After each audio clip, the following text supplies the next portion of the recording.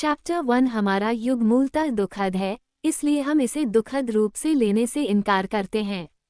प्रलय हो चुका है, हम खंडहरों के बीच हैं, हम नए छोटे छोटे आवासों का निर्माण करना शुरू करते हैं, नई छोटी छोटी उम्मीदें जगाते हैं।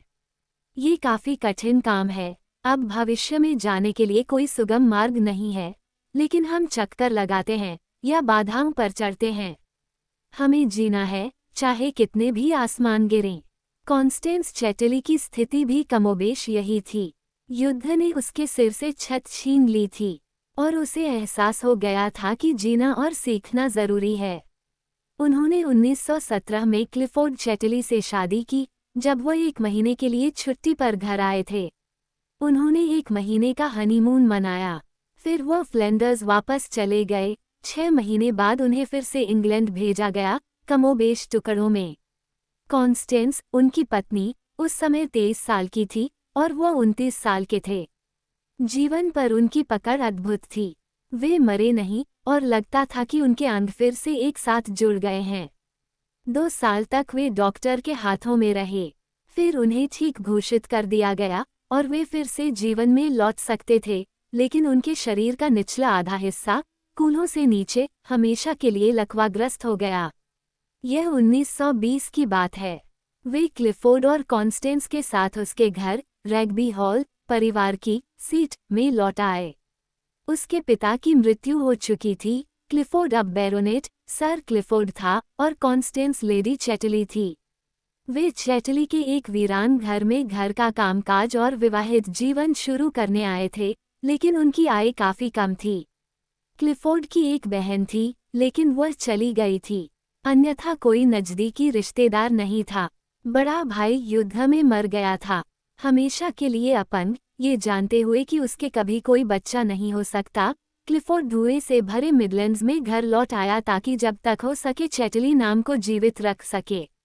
वह वास्तव में उदास नहीं था। वह खुद को पहिएदार कुर्सी पर घुमा सकता था और उसके पास एक बाथ चेयर थी जिसमें एक छोटी मोटर लगी हुई थी, इसलिए वह खुद को धीरे धीरे बगीचे के चारों ओर घुमाकर उस खूबसूरत उदास पार्क में जा सकता था, जिस पर उसे वाकई बहुत गर्व था, हालांकि वह इसके बारे में लापरवाह होने का दिखावा करता था। इतना कुछ सहने के बाद कुछ हद तक उसमें दुख सहने की क्षमता खत्म हो गई थी। वह अजीब और उज्ज्वल और खुशमिजाज बना रहा, लगभग कोई कह सकता है चहक रहा था। उसका लाल स्वस्थ चेहरा और उसकी पीली नीली चुनौतीपूर्ण चमकदार आंखें। उसके कंधे चौड़े और मजबूत थे, उसके हाथ बहुत मजबूत थे। वह महंगे कपड़े पहने हुए था और बॉन्डर स्ट्रीट से सुंदर नेकटाई पहने हुए था। फिर भी उसके चेहरे पर एक सतर्क नज़र, एक अपंग की हल्की सी कमी देखी जा सकती थी। वह लगभग अपनी जान गंवा चुका था, इसलिए जो कुछ बचा था वह उसके लिए बहुत कीमती था। उसकी आंखों की बेचैन चमक से यह स्पष्ट था कि वह इस बड़े सदमे के बाद भी जीवित होने पर कितना गर्व महसूस कर रहा था। लेकिन उसे इतना दुख हुआ था कि उसके अंदर कुछ मर गया था, उसकी कुछ भावनाएं खत्म हो गई थीं। एक तरह की संवेदना शून्यता थी। उनकी पत्नी कॉन्स्टेंस एक सुर्ख, देहाती लड़की थी, जिसके मुलायम भूरे बाल और मजबूत शरीर था और धीमी चाल, असामान्य ऊर्जा से भरपूर। उसकी बड़ी, हैरान करने वाली आंखें और एक नर्म, कोमल आवाज थी और ऐसा लगता था कि वह अपने पैतृक गांव से आई है। ऐसा बिल्कुल नहीं था। उसके पिता एक समय के जाने माने आरे, बूढ़े सर मैल्कम रीड थे। उसकी माँ, सुहाने, बल्कि प्री राफेलिट दिनों में सुसंस्कृत फेबियन में से एक थी। कलाकारों और सुसंस्कृत समाजवादियों के बीच कॉन्स्टेंस और उसकी बहन हिल्डा को एक सौंदर्यवादी अपरंपरागत परवरिश मिली थी। उन्हें कला में सांस लेने के लिए पेरिस और फ्लोरेंस और रोम ले जाया गया था और उन्हें दूसरी दिशा में हेग और बर्लिन में भी ले जाया गया था, महान समाजवादी सम्मेलनों में, जहां वक्ता हर सभ्य भाषा में बोलते थे और कोई भी शर्मिंदा नहीं होता था। इसलिए दोनों लड़कियां बचपन से ही कला या आदर्श राजनीति से बिल्कुल भी नहीं घबराती थीं। यह उनका स्वाभाविक माहौल था। वे एक साथ महानगरीय और प्रांतीय थीं। कला की महानगरीय प्रांतीयता शुद्ध सामाजिक आदर्शों के साथ चलती है। उन्हें 15 साल की उम्र में ड्रेसडेन भेजा गया था, संगीत के अलावा अन्य चीजों के लिए। और उन्होंने वहां अच्छा समय बिताया। वे छात्रों के बीच आज़ादी से रहती थीं। वे दार्शनिक, समाजशास्त्रीय और कलात्मक मामलों पर पुरुषों के साथ बहस करती थीं। वे पुरुषों जितनी ही अच्छी थीं, बस बेहतर, क्योंकि वे महिलाएं थीं। और वे गिटार लिए मजबूत युवकों के साथ जंगल में चली गईं, ट्वांग ट्वांग। उन्होंने वंडरवोगेल गाने गाए और वे आज़ाद थीं। आज़ाद, यह महान शब्द था। खुली दुनिया में, सुबह के जंगलों में, कामुक और शानदार गले वाले युवा साथियों के साथ, जो चाहे करने के लिए आज़ाद थे, और सबसे बढ़कर जो चाहे कहने के लिए। ये बातचीत थी जो सबसे ज्यादा मायने रखती थी, बातचीत का भावपूर्ण आदान प्रदान। प्यार केवल एक छोटा सा संगत था। 18 वर्ष की आयु तक हिल्डा और कॉन्स्टेंस दोनों ने ही अपने अपने प्रेम संबंध बना लिए थे। वे युवा पुरुष जिनके साथ वे इतनी जोश से बातें करते थे, इतनी कामुकता से गाते थे और इतनी स्वतंत्रता से पेड़ों के नीचे डेरा डालते थे, वे निश्चित रूप से प्रेम संबंध चाहते थे। लड़कियां संशय में थीं, लेकिन फिर इस बात पर इतनी चर्चा होती थी, इसे इतना महत्वपूर्ण माना जाता था। और पुरुष इतने विनम्र और लालची थे। एक लड़की रानी की तरह क्यों नहीं हो सकती, और खुद को उपहार क्यों नहीं दे सकती? इसलिए उन्होंने खुद को उपहार में दे दिया था, प्रत्येक ने उस युवक को जिसके साथ उसकी सबसे सूक्ष्म और अंतरंग बहस हुई थी। बहस, चर्चाएं महान थीं, प्रेम प्रसंग और संबंध केवल एक प्रकार का आदिम प्रतिवर्तन और थोड़ा सा प्रतिचरमोत्कर्ष था। बाद में लड़के के प्रति प्रेम कम हो जाता था और उससे थोड़ी नफरत करने की प्रवृत्ति होती थी, जैसे कि उसने किसी की निजता और आंतरिक स्वतंत्रता का अतिक्रमण किया हो। बेशक, एक लड़की होने के नाते जीवन में किसी की पूरी गरिमा और अर्थ एक पूर्ण, एक परिपूर्ण, एक शुद्ध और महान स्वतंत्रता की उपलब्धि में निहित है। एक लड़की के जीवन का और क्या मतलब था? पुराने और घिनौने संबंधों और अधीनताओं को झटक देना। और चाहे कोई इसे कितना भी भावुक क्यों न समझे, ये सेक्स व्यवसाय सबसे प्राचीन, घिनौने संबंधों और अधीनताओं में से एक था। इसे महिमामंडित करने वाले कवियों में ज्यादातर पुरुष थे। महिलाओं को हमेशा से पता था कि कुछ बेहतर है, कुछ उच्चतर है। और अब वे इसे पहले से कहीं ज्यादा निश्चित रूप से जानती थीं। एक महिला की सुंदर शुद्ध स्वतंत्रता किसी भी यौन प्रेम से कहीं ज्यादा अद्भुत थी। एकमात्र दुर्भाग्यपूर्ण बात ये थी कि पुरुष इस मामले में महिलाओं से बहुत पीछे थे। वे कुत्तों की तरह सेक्स की बात पर जोर देते थे, और एक औरत को झुकना पड़ता है। एक पुरुष अपनी इच्छाओं के साथ एक बच्चे की तरह होता है। एक औरत को उसे वह देना पड़ता है जो वह चाहता है, या एक बच्चे की तरह वह शायद बुरा हो जाता है और दूर भागता है और एक बहुत ही सुखद संबंध को खराब कर देता है। लेकिन एक औरत अपने भीतर के स्वतंत्र स्व को समर्पित किए बिना एक पुरुष के सामने झुक सकती है। ऐसा लगता है कि सेक्स के बारे में कवियों और बात करने वालों ने इस बात को पर्याप्त रूप से ध्यान में नहीं रखा। एक औरत खुद को वास्तव में समर्पित किए बिना एक पुरुष को ले सकती है। निश्चित रूप से वह खुद को उसकी शक्ति में दिए बिना उसे ले सकती है, बल्कि वह इस सेक्स चीज का उपयोग उस पर शक्ति पाने के लिए कर सकती है, क्योंकि उसे केवल संभोग में खुद को रोकना था और उसे खुद को संकट में डाले बिना खुद को समाप्त करने और खुद को खर्च करने देना था, और फिर वह संबंध को लंबा कर सकती थी और अपने संभोग और अपने संकट को प्राप्त कर सकती थी, जबकि वह केवल उसका उपकरण था। युद्ध शुरू होने से पहले दोनों बहनों को प्रेम का अनुभव हो चुका था और उन्हें जल्दी से घर वापस भेज दिया गया। दोनों में से कोई भी कभी किसी युवा पुरुष से प्रेम नहीं करती थी, जब तक कि वो और वह मौखिक रूप से बहुत करीब न हो, यानी जब तक कि वे एक दूसरे से गहराई से दिलचस्पी न लें, एक दूसरे से बात न करें। किसी बहुत ही चतुर युवा पुरुष से घंटों तक जोश से बात करने में अद्भुत, गहन, अविश्वसनीय रोमांच होता था, जो महीनों तक दिन ब दिन जारी रहता था। इसका उन्हें तब तक एहसास नहीं हुआ जब तक कि यह नहीं हुआ। स्वर्गीय वादा, तुम्हारे पास बात करने के लिए पुरुष होंगे, कभी नहीं कहा गया था। ये तब तक पूरा हो गया जब तक कि उन्हें पता नहीं चला कि यह क्या वादा था। और अगर इन ज्वलंत और आत्मा प्रबुद्ध चर्चाओं की उत्तेजित अंतरंगता के बाद सेक्स की बात कमोबेश अपरिहार्य हो गई है, तो इसे होने दें। यह एक अध्याय के अंत को चिन्हित करता है। इसमें अपना एक रोमांच भी था, शरीर के अंदर एक अजीब कंपन, आत्मा पुष्टि की एक अंतिम ऐंठन, अंतिम शब्द की तरह, रोमांचक और बिल्कुल सितारों की पंक्ति की तरह जिसे पैराग्राफ के अंत को दिखाने के लिए रखा जा सकता है, और विषय में एक विराम। 1913 की गर्मियों की छुट्टियों में जब लड़कियां घर आईं, तब हिल्डा 20 वर्ष की और कोनी 18 वर्ष की थी। उनके पिता स्पष्ट रूप से देख सकते थे कि उन्हें प्रेम का अनुभव हो चुका था। जैसा कि कोई कहता है, प्यार कभी खत्म नहीं होता, लेकिन वो खुद एक अनुभवी व्यक्ति था और जीवन को अपने तरीके से चलने देता था। जहाँ तक माँ का सवाल है, जो अपने जीवन के अंतिम कुछ महीनों में नर्वस विकलांग थी, वह चाहती थी कि उसकी लड़कियाँ स्वतंत्र हों और खुद को पूरा करें। वो खुद कभी भी पूरी तरह से खुद नहीं हो पाई थी, उसे इससे वंचित रखा गया था। भगवान जाने क्यों, क्योंकि वह एक ऐसी महिला थी जिसकी अपनी आय और अपना रास्ता था। उसने अपने पति को दोषी ठहराया, लेकिन वास्तव में यह उसके अपने मन या आत्मा पर अधिकार की कोई पुरानी छाप थी जिससे वह छुटकारा नहीं पा सकती थी।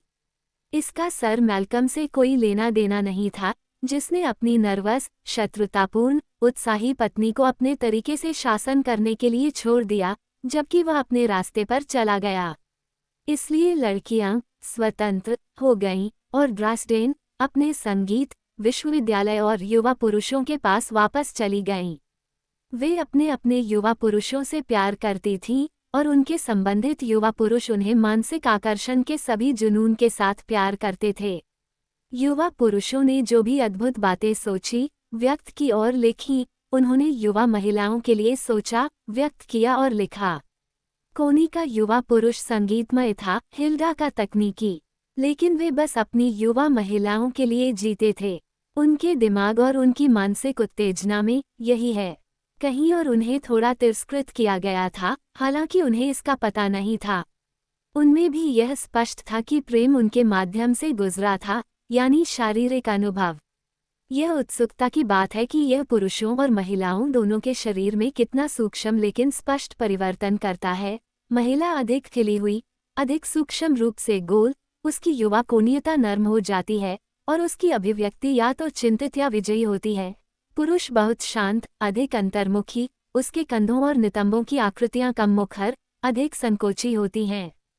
शरीर के भीतर वास्तविक यौन रोमांचक में बहनें लगभग उस अजीब पुरुष शक्ति के आगे झुक गईं। लेकिन जल्दी ही उन्होंने खुद को संभाला, यौन रोमांचक को एक अनुभूति के रूप में लिया और मुक्त रहीं। जबकि पुरुष यौन अनुभव के लिए महिला के प्रति कृतज्ञता में अपनी आत्मा को उसके पास जाने देते थे, और बाद में ऐसा लगता था जैसे उन्होंने एक शिलिंग खो दिया हो और 6 पेंस पा लिए हों। कोनी का आदमी थोड़ा उदास हो सकता है और हिल्डा थोड़ा मजाक उड़ाती है, लेकिन पुरुष ऐसे ही होते हैं, कृतघ्न और कभी संतुष्ट नहीं।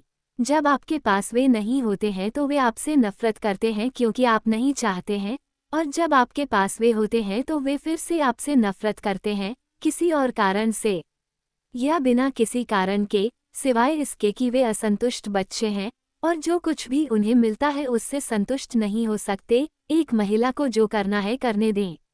हालांकि युद्ध शुरू हो गया। हिल्डा और कोनी को मई में अपनी मां के अंतिम संस्कार के लिए घर वापस भेज दिया गया। 1914 के क्रिसमस से पहले उनके दोनों जर्मन युवा मर गए, जिसके बाद बहनें रोईं और युवा पुरुषों से बेहद प्यार किया, लेकिन अंदर ही अंदर उन्हें भूल गईं। वे अब अस्तित्व में नहीं थे। दोनों बहनें अपने पिता के, वास्तव में अपनी मां के, केंसिंगटन घर में रहती थीं और युवा कैम्ब्रिज समूह के साथ घुल मिल गई थीं, वो समूह जो स्वतंत्रता और फलालन पतलून और गर्दन पर खुली फलालन शर्ट और एक सुसंस्कृत प्रकार की भावनात्मक अराजकता और एक फुसफुसाती, बड़बड़ाती हुई आवाज और एक अति संवेदनशील प्रकार के तरीके के लिए खड़ा था। हालांकि हिल्डा ने अचानक खुद से 10 साल बड़े एक आदमी से शादी कर ली, जो उसी कैम्ब्रिज समूह का एक बड़ा सदस्य था, एक ऐसा आदमी जिसके पास काफी पैसा था और सरकार में एक आरामदायक पारिवारिक नौकरी थी। वह दार्शनिक निबंध भी लिखता था। वो उसके साथ वेस्टमिंस्टर में एक छोटे से घर में रहती थी और सरकार में ऐसे अच्छे लोगों के समाज में रहती थी जो शीर्ष टॉपर नहीं है, लेकिन जो देश में वास्तविक बुद्धिमान शक्ति हैं, यह होंगे ऐसे लोग जो जानते हैं कि वे किस बारे में बात कर रहे हैं, या ऐसे बात करते हैं जैसे कि वे जानते हों। कोनी ने हल्के फुल्के युद्ध कार्य किए और फलालन पतलून पहने कैम्ब्रिज के उन अड़ियल लोगों के साथ संगति की जो अब तक हर चीज का मजाक उड़ाते थे। उसका दोस्त क्लिफोर्ड चैटली था, जो 22 साल का एक युवक था जो बॉन से जल्दी जल्दी घर आया था, जहां वह कोयला खनन की तकनीकी जानकारी का अध्ययन कर रहा था। उसने पहले कैम्ब्रिज में 2 साल बिताए थे। अब वो एक स्मार्ट रेजिमेंट में फर्स्ट लेफ्टिनेंट बन गया था, इसलिए वो वर्दी में हर चीज का मजाक उड़ा सकता था। क्लिफोर्ड चैटली कॉनी से ज्यादा उच्च वर्ग के थे। कॉनी एक संपन्न बुद्धिजीवी थे, लेकिन वे कुलीन वर्ग के थे। बड़े तो नहीं, लेकिन फिर भी कुलीन वर्ग के थे।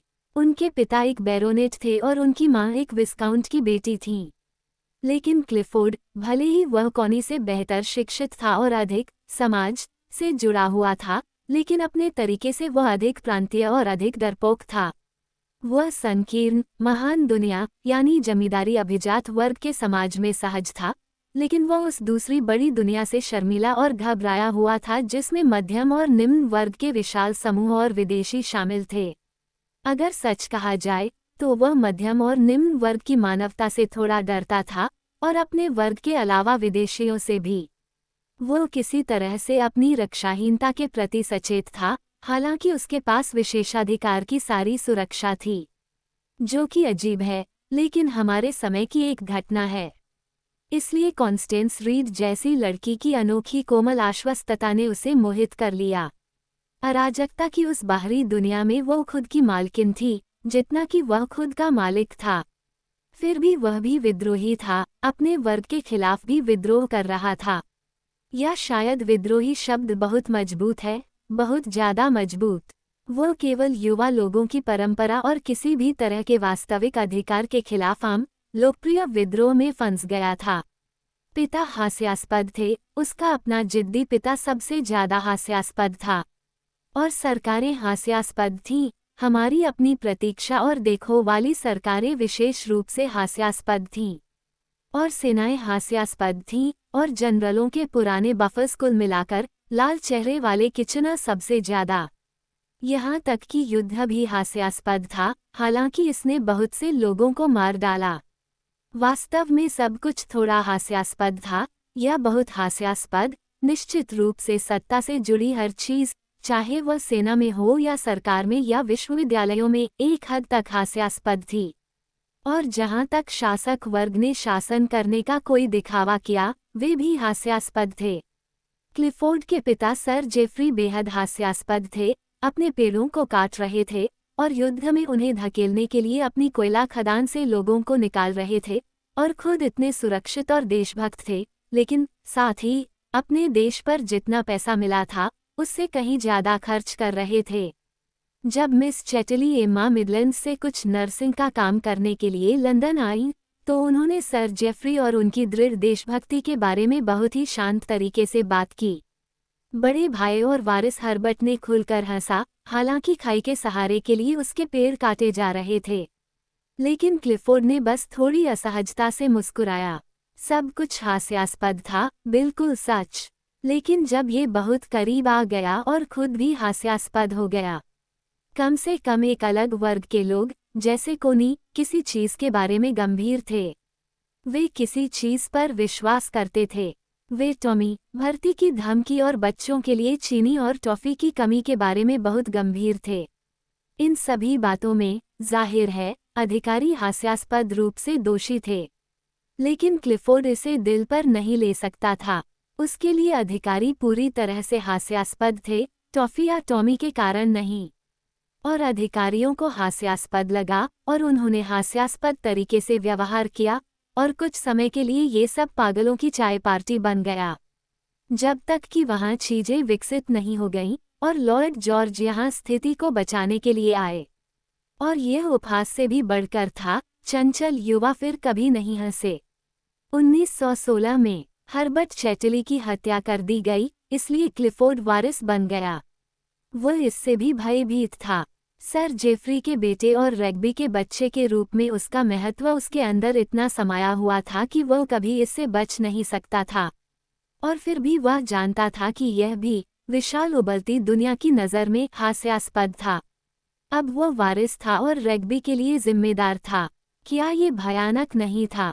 और शानदार भी, और साथ ही शायद पूरी तरह से बेतुका भी। सर जेफरी को इस बेतुकी बात से कोई मतलब नहीं था। वह पीला और तनावग्रस्त था, अपने आप में खोया हुआ था और अपने देश और अपनी स्थिति को बचाने के लिए हठपूर्वक दृढ़ था, चाहे वह लॉर्ड जॉर्ज हो या कोई और।